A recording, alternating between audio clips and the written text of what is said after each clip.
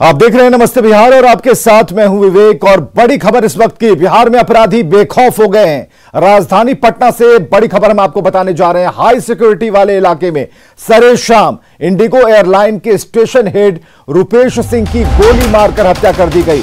तो पटना में बेखौफ अपराधियों ने तांडव मचाया है और सरे शाम इस घटना को अंजाम दिया। इंडिगो के स्टेशन हेड की गोली मारकर हत्या कर दी गई। वारदात को अंजाम देकर अपराधी रफू चक्कर हो गए हैं। रुपेश सिंह को उनके घर के सामने ही गोली मारी गई। और इस घटना के बारे में हम आपको बताएं कि ये शास्त्री नगर इलाके की घटना है। रुपेश सिंह ऑफिस से घर लौटे, इसी दौरान अपराधियों ने उनके घर के पास ही उन्हें गोली मार दी। बीच सड़क पर फायरिंग से इलाके में अफरा तफरी मच गई। घटना के बाद पुलिस के सीनियर ऑफिसर मौके पर पहुंचे हैं। आखिर हत्या क्यों की गई ये पता नहीं चल सका है। फिलहाल ये एक्सक्लूसिव तस्वीरें हम आपको दिखा रहे हैं। कार से घर लौट रहे थे रुपेश सिंह। ये वो गाड़ी है, यहां गाड़ी का जो शीशा है वो टूटकर बिखरा पड़ा है।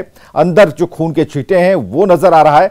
तो किस तरीके से बेखौफ अपराधियों ने अपनी धमक दिखाई है और इंडिगो के स्टेशन हेड की हत्या कर दी। कई सवाल हैं पुलिस प्रशासन के ऊपर, क्योंकि जो ये इलाका है यहां पर विशेष सिक्योरिटी जोन के तहत ये इलाका आता है, क्योंकि यहां से कई रास्ते ऐसे हैं जो उन प्रमुख इलाकों को जोड़ती है। एक अणे मार्ग इसी रास्ते से होकर आप जाते हैं, बेली रोड इसी रास्ते से है। आप मोहनपुर पुनाईचक से निकलते हुए बोरिंग रोड की तरफ जाते हैं। तो कई ऐसे इलाके हैं जिनको ये इलाका जोड़ता है। और ऐसे में सरेशाम अगर ये घटना घटती है तो कई सवाल खड़े होते हैं। आनंद अमृतराज हमारे साथ बने हुए। आनंद, जो खबर मिल पा रही है उसके मुताबिक पुलिस के हाथ अभी तक खाली है, क्या कोई क्लू अभी तक मिल पाया है? देखिए, पुलिस कई एंगल पे जांच कर रही है और खासकर जो सीसीटीवी फुटेज की बात हो रही है, सीसीटीवी फुटेज की जांच हो रही है। इसके अलावा जो मोबाइल मिला है उससे अंतिम कॉल जिसका आया है उससे बातचीत की जा रही है, उससे जानकारी ली जा रही है। साथ ही पुलिस इस एंगल से भी जानने की कोशिश कर रही है कि जिस तरीके से हत्या हुई है पेशेवराना अंदाज में, उस अंदाज से भी पुलिस जांच कर रही है। तो पुलिस एक साथ कई बिंदुओं पे जांच कर रही है और खासकर जिस तरीके से रुपेश सिंह के घर के सामने उसे गोली मारी गई है और खासकर 6 से 7 गोलियां मारने की खबर आ रही है, जिसके बाद उनकी मौत हुई है। तो जिस ढंग से हत्या को अंजाम दिया गया है, पूरे पेशेवराना अंदाज में दिया गया है, तो जाहिर सी बात है पुलिस इन तमाम बिंदुओं को खंगालने की कोशिश कर रही है। साथ ही इस बात की भी जांच कर रही है कि पुलिस की कोई पारिवारिक विवाद तो नहीं है। तो एक साथ कई बिंदुओं की जांच तो की जा रही है, लेकिन सबसे बड़ी बात है कि जिस तरीके से हत्या है उसके बाद सनसनी फैल गई। खासकर राजधानी पटना में इंडिगो के जो बड़े अधिकारी थे रुपेश सिंह, उनकी जिस तरीके से हत्या हुई और खासकर बीजेपी के सांसद विवेक ठाकुर ने जिस तरीके से विवेक मामला उठाया कि अगर 3 से 5 दिनों के अंदर इस पूरे मामले की जांच सामने नहीं आती है और आनंद विवेक ठाकुर ने क्या कुछ कहा था जिस बात को आप कह रहे हैं, एक बार हम सुनाते हैं उसे। पृष्ठभूमि न हो और उसको 10 से 15 गोली मारा जाए, ये एक बहुत ही बड़ा प्रश्नवाचक चिन्ह खड़ा करता है बिहार के नवगठित एनडीए सरकार पर। पटना पुलिस और बिहार पुलिस के साथ इन्वेस्टिगेशन की जिम्मेवारी बहुत गंभीर है उन पर और 3 से 5 दिन के अंदर में पुलिस को एक निष्कर्ष पर आना ही पड़ेगा। ये इस बात का भी एक तहकीकात करना पड़ेगा कि लॉ एंड ऑर्डर की जो बात आजकल चल रही है वो क्या प्रायोजित है और नहीं है। तो इस हत्या के पीछे कौन ऐसे लोग हैं, तो पटना पुलिस के लिए ये सबसे चुनौती का केस आया है और उनको 3 से 5 दिन में अपना निर्धारण करना पड़ेगा अपनी सक्षमता को। चलिए, विवेक ठाकुर कह रहे हैं कि 3 से 5 दिन में पुलिस किसी निष्कर्ष पर आए, लेकिन आखिर ऐसी घटनाएं हो क्यों रही हैं? क्योंकि जो इलाका है, हमें जरा आनंद आप बताइए, दर्शकों के लिए भी बताना बेहद जरूरी है कि जो पुनाईचक थाना है जहां पर चेकपोस्ट की व्यवस्था है, वहां से कितनी दूर पर यह घटना हुई है? पप्पू यादव का जो आवास है वहां से कितनी दूर पर यह घटना हुई है? शास्त्री नगर थाना क्षेत्र के अंतर्गत यह आता है, वहां से कितनी दूर पर यह घटना हुई है? जरा यह डिस्टेंस हमें बताइए।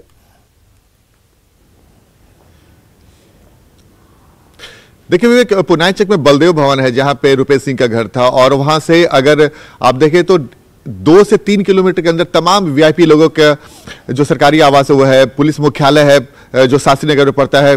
अगर आप पुनाईचक से लेकर शास्त्री नगर का देखें तो 2 से 3 किलोमीटर की दूरी पड़ती है।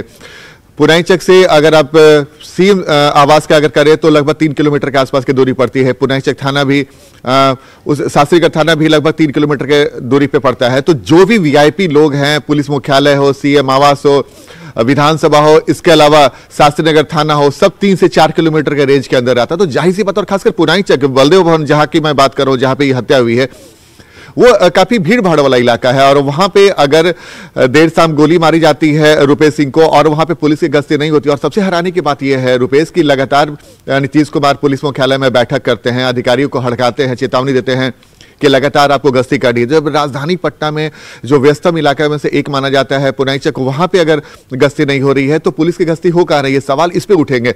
और मुख्यमंत्री भले ही दावा कर ले कि उन्होंने पुलिस अधिकारी को हड़काया है, पुलिस अधिकारी को सख्त निर्देश दिया, लेकिन निर्देश का पालन किस तरीके से हो रहा है आप अंदाजा लगा ले। कल हमारे सहयोगी संजय ने रात भर पटना खाकछाना कई इलाकों में गए हैं और उन्होंने देखा है कई इलाकों में पुलिस की गश्ती नहीं नजर आ रही है। तो जाहिर सी बात है, पटना में एक के बाद एक कई ऐसी घटनाएं घटी हैं जिसके बाद पुलिस के कार्यशैली पे सवाल उठे हैं। सवाल इसलिए भी उठ रहे हैं कि राजधानी पटना अगर सुरक्षित नहीं है, रुपेश सिंह अपने घर के ठीक बाहर उनको गोली मारी जाती है और अपराधी आराम से गोली मार के निकल जाते हैं, एक साथ नहीं। जैसा कि विवेक ठाकुर बता रहे थे, कई गोलियां मारी गई, अगर एक गोली मारी जाती, 2 गोली मारी जाती है, लगातार गोलियां मारी जा रही है, उसकी आवाज आ रही होगी, अगल बगल के लोग भी नहीं निकले, पुलिस को भी आवाज नहीं पता चला, यानी कि कहीं से अगल बगल पुलिस की गश्ती नहीं हो रही थी। सवाल यही है कि बिल्कुल प्लानिंग के तहत की गई अभी तक हत्या लगती है, हालांकि पुलिस कुछ बोलने को तैयार नहीं है।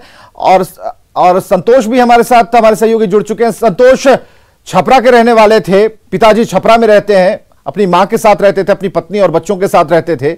छपरा में क्या स्थिति है फिलहाल इस खबर के बाद? जी देखिए, रुपेश की हत्या से पूरा छपरा मरमाहत है, क्योंकि ये काफी सामाजिक प्राणी थे और इनके जो एक्टिविटीज थी, सोशल वर्क काफी अधिक था। हाल के दिनों में छठ का मौका हो या फिर ये बाढ़ का मौका हो, लोगों के बीच जाकर के उन्होंने काफी मदद की, काफी मददगार साबित हुए। ऐसी घटना कल रात में मीडिया के जरिए सामने, तो पूरे गांव के लोग स्तब्ध रह गए। सौरी गांव उनका घर है जलालपुर में, जहाँ पे वे गए, सभी लोग गए वहां पे जाकर परिजनों को सांत्वना दी। हालांकि सभी परिजन पटना जा चुके थे, काफी मातम का माहौल है पूरे गांव में। लोग समझ नहीं पा रहे कि रुपेश जो कि इतने सामाजिक प्राणी थे, उनके साथ ऐसी बड़ी घटना कैसे हो गई।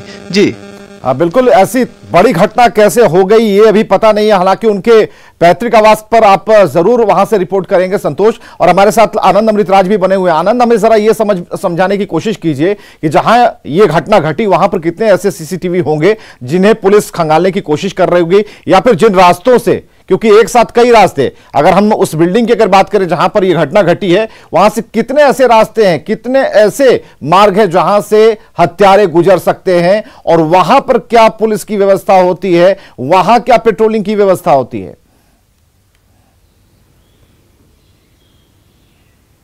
देखिए विवेक, मैं सबसे साफ तस्वीर बता देता हूं कि पटना पुलिस से कल जब हमारे संवाददाता संजय ने बात किया था, तो उन्होंने पटना पुलिस के जो एसपी हैं, उन्होंने माना कि सीसीटीवी का फुटेज हाथ लगा है, हम तमाम पहलुओं को खंगालने की कोशिश कर रहे हैं। खासकर उन्होंने ये भी बोला कि अभी चूंकि मामला चल रहा है, जांच की बात हो रही है, तो इसमें फिलहाल कुछ बताने की कोशिश हम नहीं कर सकते, लेकिन इतना तो उन्होंने कहा है कि सीसीटीवी फुटेज की बात उन्होंने कही है।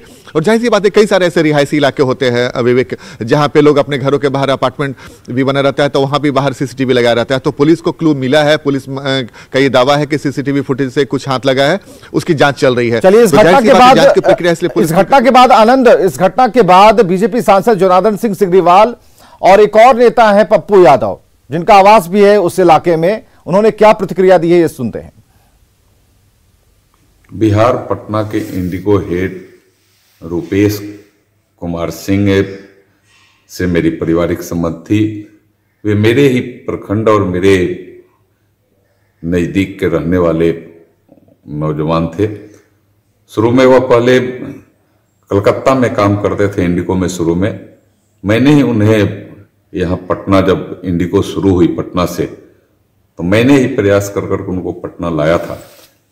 आज उनकी निर्मम हत्या की जैसे मुझे सूचना मिली है, मुझे काफ़ी आघात लगा है, काफ़ी दुख हुआ है। मैं इस पर गहरा संवेदना व्यक्त करता हूं। इनका सबसे संबंध था, पॉलिटिकल वे भी था, पॉलिटिकल लड़ाई, पॉलिटिकल लोगों से इनकी काफी अच्छे संबंध थे। और मुझे लगता है कि कोई कॉन्वेंस तो है, कोई छोटा अपराध तो ये नहीं, किसी छुटभैया अपराधी आके गोली मार दिया, ऐसा कुछ नहीं है। कोई भी मरवाना चाहता था और पूरी मारने की साजिश थी। नीतीश बाबू सब काम छोड़ दीजिए, ये कोरोना वायरस, तो ये वायरस हर चीजों की अपराध और अपराधियों को मिटाने की तैयारी करे और सक्षम है बिहार की पुलिस अपराधियों को खत्म करने की।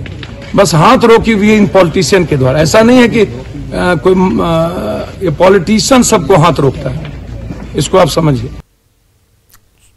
चलिए, आनंद अमृतराज भी हमारे साथ बने हुए हैं, छपरा से संतोष भी हैं। एक बड़ी बात है, संतोष के पास चलेंगे। संतोष, हमने कार्यक्रम शुरू किया था रात का रिपोर्टर ये जानने के लिए कि रात में गश्ती होती है कि नहीं, थानों का क्या हाल है, लेकिन ये जो घटना सरेशाम हो गई, ये कई तरह के सवाल खड़े कर रही है। छपरा में क्या स्थिति है पेट्रोलिंग की, और ऐसी घटनाएं वहां से भी आती हैं, एक के बाद एक कई घटनाएं हो चुकी हैं। अगर इसके तार छपरा से जुड़ रहे वो इस बात को लेकर कि उनका पैतृक आवास था, तो यह जानना बेहद जरूरी है कि क्या वहां की पुलिस चौकस है या नहीं। पूरे बिहार की स्थिति काफी भयावह है। क्राइम का ग्राफ जो लगातार बढ़ रहा है, छपरा भी उससे अछूता नहीं है। बीती रात ही जलालपुर जिस थाना क्षेत्र के रहने वाले रुपेश थे, वहां एक व्यवसायी की हत्या कर दी गई सरेआम चाकू से रेत करके, और काफी वहां सनसनी फैली हुई। वहां भी आज काफी हंगामा है, चूंकि व्यवसायी की हत्या के बाद लोगों में काफी आक्रोश है। तो कुल मिला के कहा जाए तो क्राइम का ग्राफ तो लगातार पूरे बिहार में बढ़ रहा है, और छपरा उससे बिल्कुल ही अछूता नहीं है। चूंकि रात में हमने छपरा में भी गश्त की, रात में हमने दिखाया था कि किस तरह से जब एसपी को और डीआईजी को गश्त करने का निर्देश दिया गया था मुख्यमंत्री द्वारा, तो छपरा में के सड़कों पर डीआईजी एसपी की बात कौन करे, यहाँ तो पुलिसकर्मी भी नजर आ रहे थे। तो ये भी सच्ची तस्वीरें हमने दिखाई है यहाँ के। तो कहीं ना कहीं क्राइम को लेकर के पुलिस के ऊपर जो सवाल उठते रहे, तो उसकी सही से हम पुलिस की सजगता पर सवाल है। आनंद अमृतराज हमारे साथ बने हुए। आनंद, कितनी ऐसी तस्वीरें हमें और दिखानी पड़ेंगी जिसमें आपकी लाचारगी, बेचारगी और उसके साथ आपकी शिथिलता की तस्वीर सामने आती है? लोग आपको देखते हैं, थाने में एक संतरी नहीं होता, आप सो रहे होते हैं चादर कंबल के भीतर, प्रशासन कोई बयान देने को सामने नहीं आता, और हमारा कैमरा जैसे ही होता तो पहले कहा जाता है कि कैमरा और बूम माइक अपना नीचे रखिए, लाइट ऑफ कर दीजिए और उसके बाद बात कीजिए, और उसके बाद हम ये कहें कि सब सुरक्षित हो, नहीं मान सकते। देखिए विवेक, निश्चित तौर पे आपने महत्वपूर्ण सवाल किया, लेकिन मैं आपको बता दूं कि कल ही हमारे चैनल पे जब दरभंगा के एक मदन सहनी विधायक हैं जो बिहार सरकार में पूर्व मंत्री थे, उन्होंने भी कल दरभंगा पुलिस के एसपी पे सवाल उठाया कि दरभंगा पुलिस के जो एसपी हैं वो सक्षम नहीं है। एक युवक की हत्या हुई थी और जिसके बारे में उन्होंने कहा था कि उन्होंने लगातार जानकारी दी थी एसपी को, लेकिन उसके बावजूद कोई सुनवाई नहीं और आखिरकार उस युवक की हत्या हो गई। तो सवाल ही है कि सत्ताधारी दल के ही लोग, जो पूर्व मंत्री हों, विधायक हों, सांसद हो, सत्ताधारी दल के लोग अगर वही सवाल उठा रहे हैं। और दूसरी महत्वपूर्ण बात, नीतीश कुमार जब पुलिस की समीक्षा बैठक करते हैं तो ये कहते हैं कि पुलिस के अधिकारियों को जो लापरवाही वो बर्दाश्त नहीं की जाएगी। आखिर ऐसी परिस्थितियां क्यों आ रही है? नीतीश कुमार को, मुख्यमंत्री को ये बात क्यों कहना पड़ रहा है? सत्ताधारी दल के जो बड़े बड़े नेता, विपक्षी पार्टी अगर बोले तो समझ में आता है, लेकिन सत्ताधारी दल के नेता अगर इस तरीके से आरोप लगा रहे हैं पुलिस पे, तो कहीं ना कहीं मामला गंभीर है। पुलिस को सुस्त रवैया नहीं अपनाना होगा, उन्हें चुस्त रवैया अपनाना ही होगा, क्योंकि नीतीश कुमार ने जब 2005 में सत्ता संभाली थी विवेक, तो उन्होंने, उनका यूएसपी था लॉ एंड ऑर्डर। इस बार जब उन्होंने सत्ता संभाला, एक के बाद ऐसी कई घटनाएं घटी। आपको याद होगा विवेक, आपने ही 12 बजे के आसपास जब लाइव पे हमें लिया था सीएम आवास के बाहर, तो दरभंगा में उस दिन लूट हुई थी, जिस दिन सीएम आवास में समीक्षा बैठक चली थी पुलिस के अधिकारियों की। तो जाहिर सी बात है नीतीश कुमार के सामने अब कोई चारा नहीं है जब तक वो कड़ाई से पेश नहीं आएंगे, बड़े अधिकारियों पर कार्रवाई नहीं होगी। कड़ाई से पेश आना होगा, क्योंकि